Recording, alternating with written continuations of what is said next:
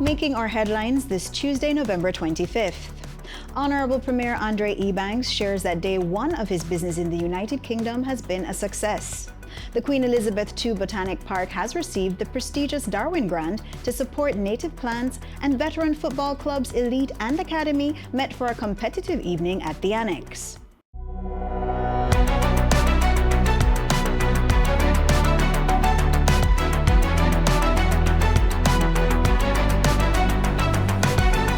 Good evening and welcome to CIGtv News, the official source for the most accurate government information. I'm Levita Thompson.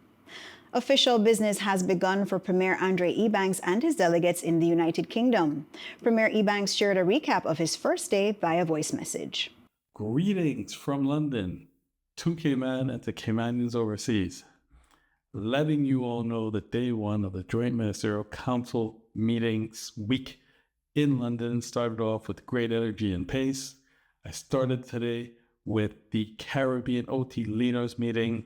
Then the full delegation joined me at the United Kingdom Overseas Territories Association's Political Council.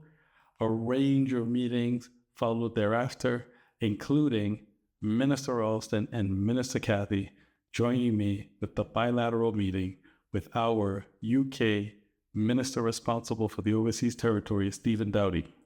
We discussed health, we discussed security, we discussed combating illicit finance, we discussed the environment, and we discussed the strength of the relationship between Cayman and the UK. All in all, a very good start to the week, and we know that day two will be equally productive. God bless you all, and we'll give a further update tomorrow. The Joint Ministerial Council sessions continue this week, where Cayman's delegation will engage with UK officials on matters affecting the territory.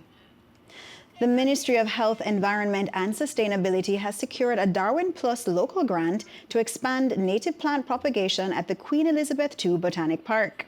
The UK-funded grant will enable improvements to the park's nursery facilities, with plans to grow at least 250 plants across 10 native species starting in October.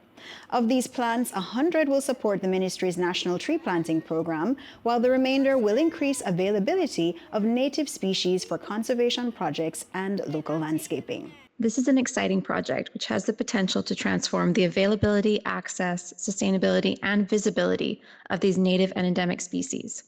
It will support delivery of the ministry's national tree planting program, as out of the initial 250 plants, 100 will be reserved for tree plantings as part of this program. And over the long term, this project will help the park's nursery sustain itself in the local market, increasing the availability of native species for use in conservation projects and local landscaping. The Darwin Plus scheme supports biodiversity conservation and climate change resilience across UK overseas territories. The grant application was praised for its capacity building, public engagement, and strong partnerships between government agencies and the National Trust. For more information on the project, visit gov.ky. Now for today's sports news. Elite FC claimed a double victory over Academy FC at the Georgetown Annex this past Saturday. In the senior match, Elite edged Academy 3-2 in a closely contested affair. The premier teams then took to the pitch, with Elite again coming out on top with a narrow 2-1 victory.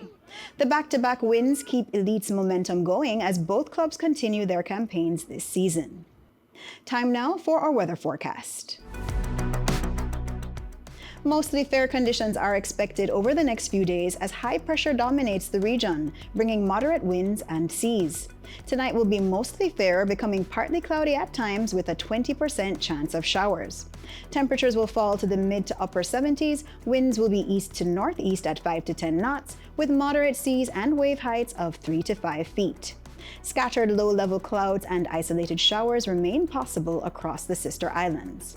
For local weather updates, be sure to visit the Cayman Islands National Weather Service website, weather.gov.ky, and follow their Facebook page for the most reliable coverage. If you're watching us on the CIG YouTube channel, don't forget to like, share, and subscribe to stay informed with the facts straight from the source.